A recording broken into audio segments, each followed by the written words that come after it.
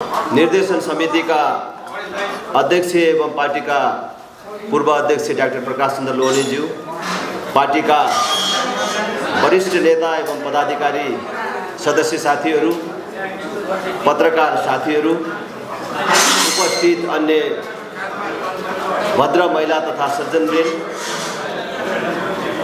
राष्ट्रिय प्रजातन्त्र पार्टीले मंसिर 4 गते सम्पन्न हुने प्रदेश तथा प्रतिनिधि सभा निर्वाचनका लागि आम मतदाता समक्ष प्रस्तुत गर्ने प्रतिबद्धता पत्र हामी सार्वजनिक गर्न गइराखेका छौं। यस समारोहमा उपस्थित पार्टीका सबै नेता कार्यकर्ता साथीहरू, पत्रकार साथीहरू र अन्य सबै महानुभावहरूमा पार्टीको तर्फबाट हार्दिक स्वागत अभिवादन व्यक्त गर्न चाहन्छु। र यो प्रतिबद्धता पत्र सार्वजनिक भएको कुरा म सबैलाई जानकारी गराउन चाहन्छु। राष्ट्रिय प्रजातन्त्र पार्टी नेपालको राजनीतिमा 3 दशकदेखि केही सीमित राजनीतिक दलहरू जसले अघोषित रूपमा एउटा सिन्डिकेट खडा गरेर देशलाई कैद गरिराखेका छन् र देश एक प्रकारले अघोषित चक्रव्यूहको बन्धक बनेको छ। त्यसबाट देशलाई मुक्त गर्ने, नेपाली जनतालाई मुक्त गर्ने र देशमा नयाँ परिवर्तन र विकासको सम्भावनाका ढोकाहरू खोल्ने समग्रमा 3 दशकदेखि मुलुकमा चलिराखेको यो यथास्थितिको अन्त्य गरेर नेपालमा सुदृढ राष्ट्रियता, सुशासन, विकासका कुराहरूलाई अझ मजबुत बनाएर लैजाने र सशक्त ढङ्गले नेतृत्व गरेर जाने र नेपालको राजनीतिमा एउटा विकल्प प्रदान गर्ने सङ्कल्पका साथ राष्ट्रिय प्रजातन्त्र पार्टी अहिलेको निर्वाचनमा नेपाली मतदाताका सामु नवीन राप्रपाको रूपमा नयाँ सोच र दृष्टिकोणका साथ आएको छ, जसले नेपाली जनताका अगाडि व्यक्त गरेका प्रतिबद्धताहरू हामीले यो प्रतिबद्धता मार्फत सार्वजनिक गर्न चाहेका छौं र यसका केही मुख्य बुँदाहरू वाचन गर्ने अनुमति चाहन्छु। दीर्घकालीन सोच, दीर्घकालीन राष्ट्रिय लक्ष्य र दीर्घकालीन मार्गचित्र। दीर्घकालीन सोचमा सबल र समुन्नत नेपाल, दीर्घकालीन राष्ट्रिय लक्ष्यमा पुँजी निर्माण, दिगो विकास, निशुल्क शिक्षा र स्वास्थ्य, सामाजिक सुरक्षा, समान न्याय र समतामूलक समृद्धिका साथै व्यापक रोजगारीको अभिवृद्धि। दीर्घकालीन मार्गचित्र विक्रम सम्वत 2087 सम्ममा मध्यम आय स्तर भएको मुलुक। शासकीय स्वरूप अभिभावकीय संस्थाको रूपमा राज संस्था, जनताबाट प्रत्यक्ष निर्वाचित कार्यकारी प्रधानमन्त्री, पूर्ण समानुपातिक संसद, प्रदेशको खारेजी, केन्द्र र बलियो स्थानीय तह भएको 2 तहको शासकीय संरचना, सर्वधर्म समभाव, पूर्ण धार्मिक स्वतन्त्रता सहितको वैदिक सनातन धर्म सापेक्ष हिन्दू राष्ट्र र एक व्यक्तिले 2 कार्यकालभन्दा धेरै पार्टी अध्यक्ष, प्रधानमन्त्री जस्तो कार्यकारी पदमा बस्न नपाउने व्यवस्था। दीर्घकालीन राष्ट्रिय रणनीति, दिगो आर्थिक वृद्धि, गुणस्तरीय शिक्षा र स्वास्थ्य सेवा, गरिबी न्यूनीकरण, दिगो सहर र बस्ती विकास, रोजगारमूलक उत्पादनमा अभिवृद्धि, सार्वजनिक सेवा प्रवाहको सुदृढीकरण, प्राकृतिक स्रोतको उच्चतम सदुपयोग र संरक्षण, दिगो सामाजिक सुरक्षा तथा संरक्षण, सुशासन, बरु नष्ट हुन्छौं, भ्रष्ट हुँदैनौं। उच्च स्तरीय नागरिक आयोग गठन गरी 2046 पछिका उच्च पदस्थ नेता तथा कर्मचारीहरूको सम्पत्ति छानबिन गरी अवैध सम्पत्ति जफत गर्ने कानुनी व्यवस्था मिलाउने, भ्रष्टाचार मुक्त, जवाफदेही तथा पारदर्शी शासन पद्धति व्यवहारमा लागू गर्ने, विद्यमान सम्पत्ति शुद्धिकरण ऐनमा सुधार ल्याइने, राजनैतिक दल रहित संवैधानिक परिषदको निर्माण, संवैधानिक अङ्गहरूलाई संविधानको मर्म र भावना अनुसार सञ्चालन गर्न योग्यता क्षमताको आधारमा संवैधानिक नियुक्तिको व्यवस्था गरी राजनैतिक हस्तक्षेपबाट पूर्णतः मुक्त तुल्याई निष्पक्षतापूर्वक कार्य सम्पादन, न्यायपालिकामा देखिएको विकृति र विसङ्गति अन्त्य गर्न, गुमेको विश्वसनीयता पुनर्स्थापित गर्न र पूर्ण न्यायिक बनाउन न्यायपालिकाको पुनर्संरचना, नीतिगत तथा कार्यगत क्षेत्रमा देखिएका भ्रष्टाचार तथा अनाचार अन्त्य गर्न, स्वार्थको द्वन्द्व कन्फ्लिक्ट अफ इन्ट्रेस्ट सम्बन्धी कानुन जारी गर्ने, परराष्ट्र सबैसँग मित्रता स्वीकार तर हस्तक्षेप अस्वीकार, नेपालको शान्ति क्षेत्र प्रस्तावलाई पुनर्जीवित गर्ने, असंलग्न र पञ्चशीलमा आधारित सन्तुलित परराष्ट्र नीति अवलम्बन गर्ने, नेपालको भूभाग कसैको विरुद्ध प्रयोग हुन नदिइने, सबै असमान सन्धि सम्झौता तथा सीमा विवादलाई कूटनीतिक पहलबाट टुङ्ग्याइने, प्रवासी नेपालीहरूलाई मताधिकार प्रयोग गर्न पाउने व्यवस्था मिलाउने, प्रवासमा रहेका नेपालीहरूको सिप र पुँजीलाई नेपाल भित्र्याउन प्रवासी नेपालीका लागि सहज कानुनहरूको निर्माण गरिने, समष्टिगत अर्थतन्त्र, समतामूलक समृद्धि, सूचना प्रविधिमा आधारित बनाई थप मितव्ययी र पारदर्शी सार्वजनिक खर्च प्रणाली, करको संरचना र दरमा सुधार गरी थप सरल वैज्ञानिक र समन्वयिक कर प्रणाली, स्वदेशी कच्चा पदार्थमा आधारित उद्योगहरूलाई राज्यबाट सुविधा र संरक्षण प्रदान गरिने, उत्पादनमूलक रोजगारीमूलक उच्च प्रतिफलयुक्त क्षेत्रलाई विकास गर्न सरल ब्याज दरमा सार्वजनिक ऋण प्रवाह गरिने, आवश्यकता र उत्तरदायिताको आधारमा सार्वजनिक संस्थानको पुनर्संरचना पुनर्स्थापना, स्वदेशी कच्चा पदार्थमा आधारित उद्योगहरूलाई राज्यबाट सुविधा र संरक्षण प्रदान गरिने, रुग्ण अवस्थामा रहेका सरकारी निजी सार्वजनिक संस्थान र उद्योगहरू आधुनिकीकरण गर्दै पुनः सञ्चालन, वैदेशिक लगानी समेतलाई आकर्षित गर्न उद्योग दर्ता प्रक्रियालाई सरलीकरण गरिने, अनावश्यक आयात निरुत्साहित गर्न उत्पादन अभिवृद्धि गरी काँडी लाग्दो व्यापार घाटा कम गरिने, शिक्षा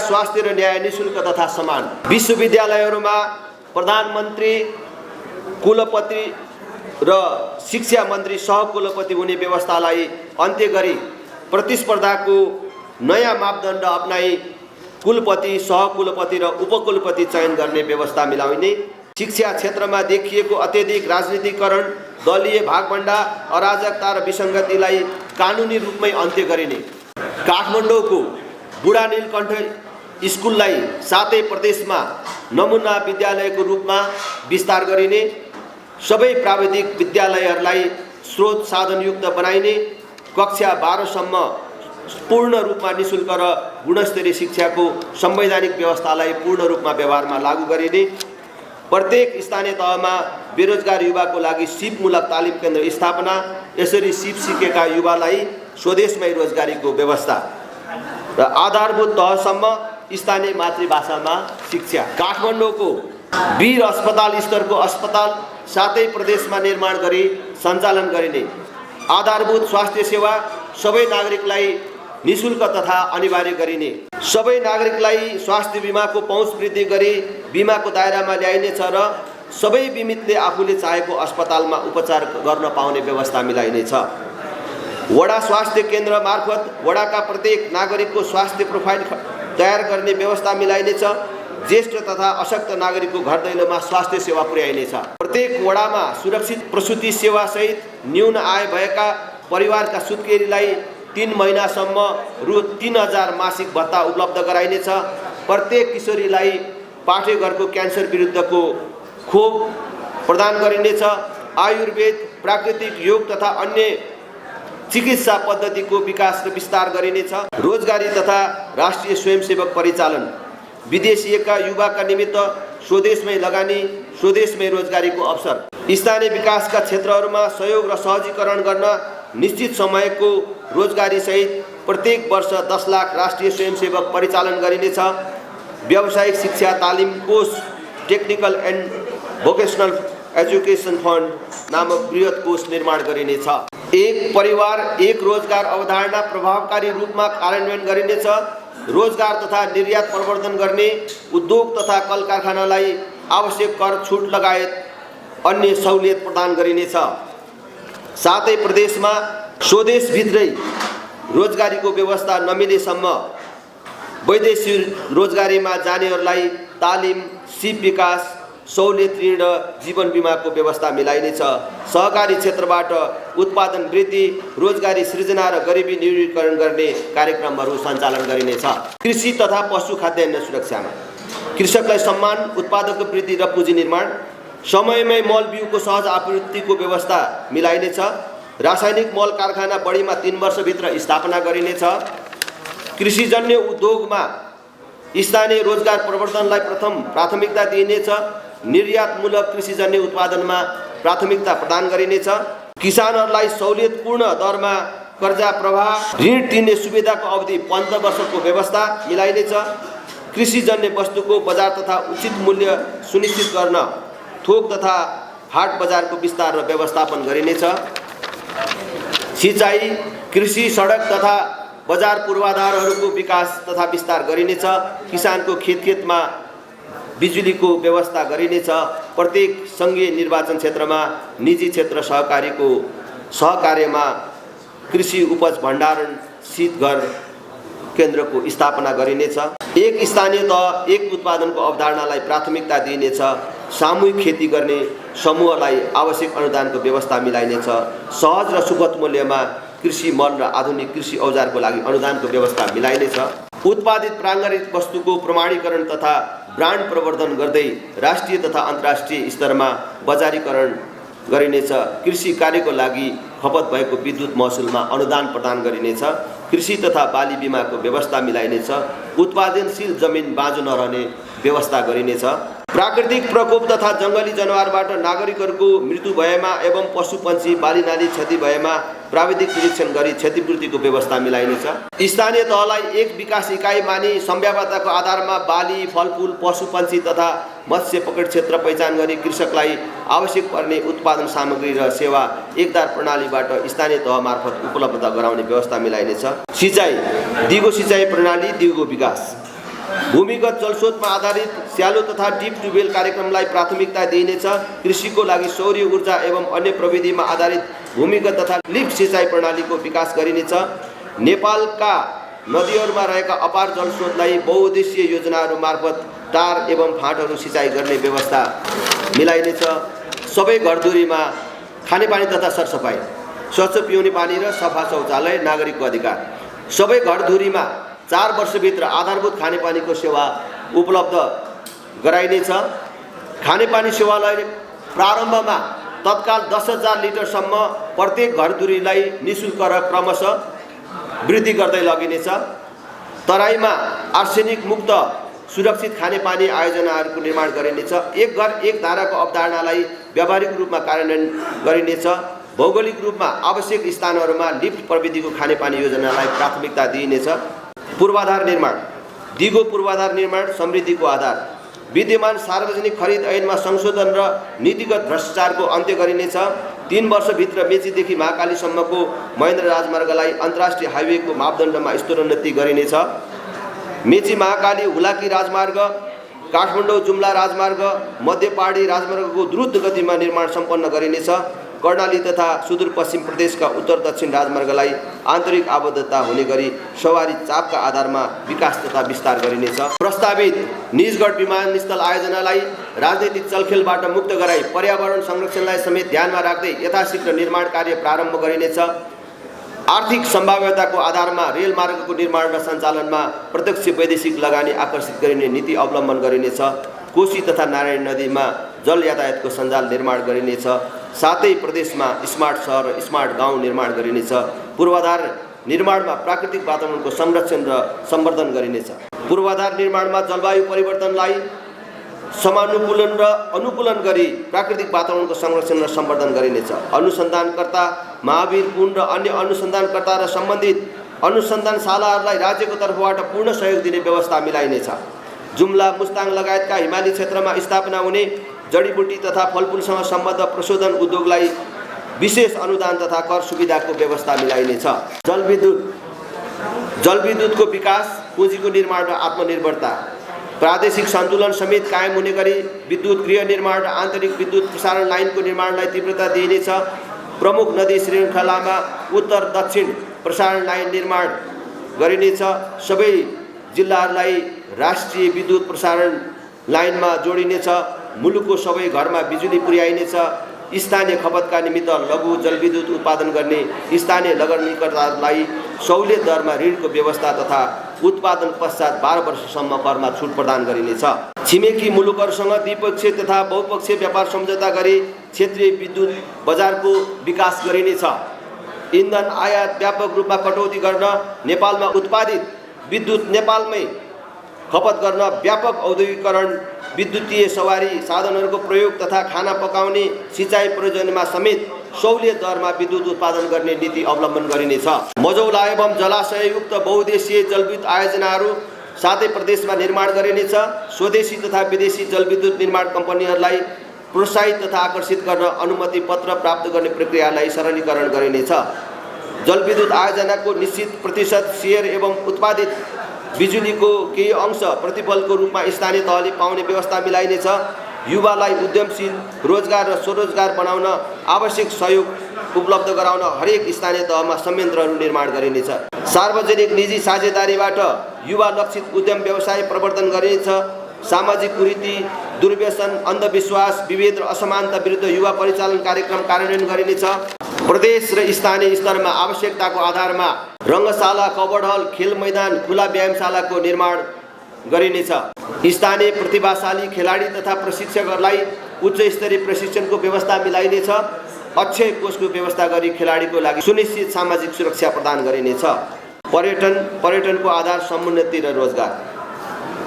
25 लाख पर्यटक भित्र्याउन निजी अन्तर्राष्ट्रिय क्षेत्र समेतको संलग्नतामा विभिन्न कार्यक्रमहरू सञ्चालन गरिनेछ। लोकप्रिय पदयात्रा मार्गहरू विस्थापित हुँदै गरेको सट्टामा वैकल्पिक पदमार्गहरूको निर्माण गरिनेछ। धार्मिक पर्यटन प्रवर्धनमा प्राथमिकता प्रदान गरिनेछ। गौशाला, मठ, मन्दिर, गुठी लगायत सबै धार्मिक तथा पुरातात्विक संरचनाहरू लगायत सबै प्रकारका राष्ट्रिय सम्पदाहरूको उच्च प्राथमिकताका साथ संरक्षण र विकास गरिनेछ। राप्रपाले नेपाल बन्द कहिल्यै गर्ने छैन। नेपाल बन्द सधैँका लागि बन्द। नेपाल बन्द जस्तो कार्यक्रम कहिल्यै नगर्ने प्रतिबद्धता व्यक्त गर्दछ। स्वास्थ्य, हवाई, खानेपानी, विद्युत, ग्यास तथा पेट्रोलियम पदार्थ ढुवानी तथा वितरण लगायत विभिन्न औद्योगिक क्षेत्रमा हडताल गर्न पूर्ण रूपमा प्रतिबन्ध लगाइनेछ। उद्योग तथा वाणिज्य स्वदेशी बन, स्वदेश भन, सम्हाल नेपाल। धागो, कपडा उद्योग, फुटवेयर, निर्माण सामग्री, कृषि, खाद्यान्न, वन पैदावार, जडीबुटी, औषधि, हस्तकला लगायतका क्षेत्रहरूमा सफ्ट पोलिसी अन्तर्गत वैदेशिक तथा आन्तरिक लगानी बढाइने, सम्बन्धित साना मझौला उद्योगलाई प्रवर्धन र संरक्षण प्रदान गरिने, रोजगारमूलक उद्योगहरूमा विदेशी लगानी भित्र्याउन तथा स्वदेशी लगानी फस्टाउन लगानी मैत्री वातावरण तथा नीति निर्माण गरी कार्यान्वयन गरिनेछ। एकपटकको नेपाली सधैँको नेपाली भन्ने धारणालाई मनन गर्दै गैर आवासीय नेपालीहरूको नेपालभित्र लगानी गर्ने वातावरणलाई सरल र सहज बनाइनेछ। जलवायु परिवर्तन, भावी सन्ततिका लागि पर्यावरण जोगाउँ। जलवायु परिवर्तन सम्बन्धी पेरिस सम्झौताको कार्यान्वयनका लागि दीर्घकालीन रणनीतिक योजना तर्जुमा गरिनेछ। नदी तथा हिमतालको सर्वेक्षण, अनुगमन तथा जोखिम न्यूनीकरणका कार्यहरू गरिनेछ। विद्युतीय सवारी साधनलाई सहुलियत करको व्यवस्था गरिनेछ। वन, वन्यजन्तु, जैविक विविधता तथा जलाधार, हरियो वन नेपालको धन। एक स्थानीय तह, एक स्थानीय वन तथा जलाधार व्यवस्थापन गरिनेछ। सामुदायिक वनहरूलाई उपभोक्ताको आय आर्जनसँग जोडिनेछ। वन, वन्यजन्तु, जलाधार तथा जैविक विविधताको संरक्षण र विकासलाई राज्यको उच्च प्राथमिकता प्रदान गरिनेछ। महिला, बालबालिका, ज्येष्ठ नागरिक, अपाङ्ग, उत्पीडित, सीमान्तकृत, यौनिक तथा लैङ्गिक अल्पसङ्ख्यक तह र अन्य सामाजिक सुरक्षाको सुनिश्चितता राप्रपाको प्रतिबद्धता। महिला हिंसा, दाइजो, दहेज प्रथा तथा बाल विवाह जस्ता विकृतिको अन्त्य गर्ने तथा महिला सशक्तिकरण कार्यक्रमलाई प्राथमिकता दिइनेछ। एकल तथा विधुर, शारीरिक र मानसिक रूपमा अशक्त, असहाय ज्येष्ठ नागरिकका लागि घर दैलोमै स्याहार सुसार, हेरचाह र औषधि उपचारको व्यवस्था मिलाइनेछ। अशक्त, असहाय र टुरा बालबालिकालाई आवश्यक शिक्षा, स्वास्थ्य र हेरचाहको व्यवस्थाका लागि स्याहार केन्द्रहरूको स्थापना गरिनेछ। ज्येष्ठ नागरिकलाई देशभित्र निःशुल्क यातायात तथा धार्मिक यात्राको व्यवस्था मिलाइनेछ। सुकुम्बासी समस्या स्थायी रूपमै समाधान गरिनेछ। अपाङ्ग, उत्पीडित तथा सीमान्तकृत समुदायका नागरिकहरूबाट सामूहिक रूपमा उक्त समुदायका लागि स्थापित स्वास्थ्य संस्था, विद्यालय, तालिम केन्द्र लगायत उद्योग व्यवसायमा कर छुटको व्यवस्था मिलाइनेछ। देशका हरेक प्रतिनिधि सभा निर्वाचन क्षेत्रहरूमा कम्तीमा 1 अपाङ्गता पुनर्स्थापना गृहको निर्माण गरिनेछ। सबै प्रकारका भेदभाव तथा छुवाछुतका विरुद्ध कडाइका साथ कानुनी कारबाही गरिनेछ। यौनिक तथा लैङ्गिक अल्पसङ्ख्यकको लागि रोजगारीको सुनिश्चितता, स्वास्थ्य उपचार, निःशुल्क शिक्षा तथा सामाजिक अन्तर्घुलन गरेर समुदायमा स्थापित गर्ने समावेशी नीतिहरू तर्जुमा गरिनेछ। सरकारमा सहभागिता गरे राप्रपाले सत्ता केन्द्रित राजनीति गर्ने छैन। विगतको सत्ता केन्द्रित राजनीतिका कारण प्राप्त तितो अनुभवबाट शिक्षा लिँदै राष्ट्रिय प्रजातन्त्र पार्टीले सत्ता केन्द्रित राजनीति नगर्ने। राप्रपा सत्तामा भन्दा सिद्धान्तमा विश्वास गर्छ। आगामी दिनमा राप्रपाको प्राथमिकता राप्रपाको मुद्दाहरू स्थापना गर्न केन्द्रित हुनेछ। आगामी संसदमा जनताको चाहना र अभिमतलाई आफ्नो मूल आधार मानेर आफ्नो भूमिका निर्धारण गर्नेछ। बडा महाराज धीराज पृथ्वीनारायण शाह आदर्श व्यक्तित्व। पृथ्वी जयन्तीलाई राष्ट्रिय एकता दिवस र राष्ट्रिय पर्वको रूपमा मनाइने व्यवस्था मिलाइनेछ। पृथ्वी जयन्तीमा सार्वजनिक बिदा दिइनेछ। मठ, मन्दिर, गुम्बा, मस्जिद, माङ्गिम लगायतका सबै धार्मिक संस्थाहरूको विकास तथा संरक्षण प्रदान गरिनेछ। विविध नवीनतम सूचना प्रविधि लगायत अन्य विभिन्न क्षेत्रमा स्वदेशी विदेशी विज्ञ, नवीनतम प्रविधि निर्माणकर्ता, समुदाय, उद्यमी र बहुराष्ट्रिय कम्पनीहरूलाई आकर्षित गर्न उच्च स्तरीय स्टार्टअप संयन्त्र निर्माण गरिनेछ। विद्यमान आरक्षण व्यवस्थामा व्यापक सुधार गरिनेछ। नागरिकता वितरणमा देखिएको कानुनी व्यवस्थामा सुधार गरिनेछ। योजनाबद्ध धर्म परिवर्तनलाई नियन्त्रण र निरुत्साहित गरिनेछ। ब्रिटिस तथा भारतीय गोर्खा सैनिकहरूका विद्यमान समस्या समाधानका लागि आवश्यक र विशेष पहल गरिने र दीर्घकालीन रूपमा समाधान खोजिनेछ। कर्णाली प्रदेश र उच्च हिमाली क्षेत्रका बासिन्दाको जीवनस्तर वृद्धि गर्न एवं विकासको मूल प्रभावमा समेट्न दुर्गम क्षेत्र विकास परियोजनामा सुधार, विस्तार एवं कार्यान्वयन गरिनेछ। यिनै मुख्य बुदाहरूका साथ यो घोषणापत्र सार्वजनिक भएको कुरा म सबै पत्रकार साथीहरू, हाम्रा शुभेच्छुकहरू र आम मतदाताहरूलाई म जानकारी गराउन चाहन्छु। राष्ट्रिय प्रजातन्त्र पार्टी, फेरि पनि भन्छु, यो नवीन राप्रपाको रूपमा नयाँ सोच र दृष्टिकोणका साथ नेपाली राजनीतिमा आएको छ। तपाईहरु सबैको साथ, सहयोग र समर्थनको लागि हार्दिक अपिल गर्न चाहन्छु।